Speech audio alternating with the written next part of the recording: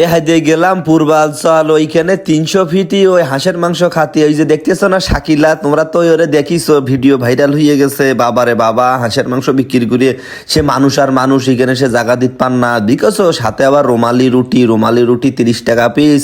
আবার কি রুটি ওখানে, সমান রুটি, ওর নাম আমি জানি না। তবে হাঁসের মাংস দারুণ। গেপ্পর দেখি কি অনেক মানুষ বসে রয়েছে, আমাকে সিরিয়াল নিয়ে। তারপর মাংসও কমিয়ে গেছে। তারপরে ওই মাংস দেখতে মানে ভিডিও করতে করতে দেখি 5 মিনিটের মধ্যে ওইটুক মাংস সব শেষ হয়ে গেছে। কিন্তু তখন তো ওটা যাচ্ছে না, তাই তাল মানুষজন তো সবাই করছে কি আমি খাবো। এদিকে মাংস শেষের পথে এদিকে ঢুকে গেল একটা বিদেশি উকনে এসে ওই কথা পাচ্ছে। আবার সাথেও কিন্তু ওই যে গরুর মাংসও আছে, কিন্তু এখানে হাঁস এখানে গরু, আবার খাসি আছে। তারপরে দেখি শুধু টাকা গুনতে শাকিলা, শুধু টাকা গুনতেছে। এরপরে নতুন ডেক আসলো হাঁসের মাংস। আমরা মনে করলাম ইকেনতে খাবো করতেস কি সব দেখি সিরিয়াল, সে মাংস উটি সব বিক্রি করা হয়ে যাচ্ছে।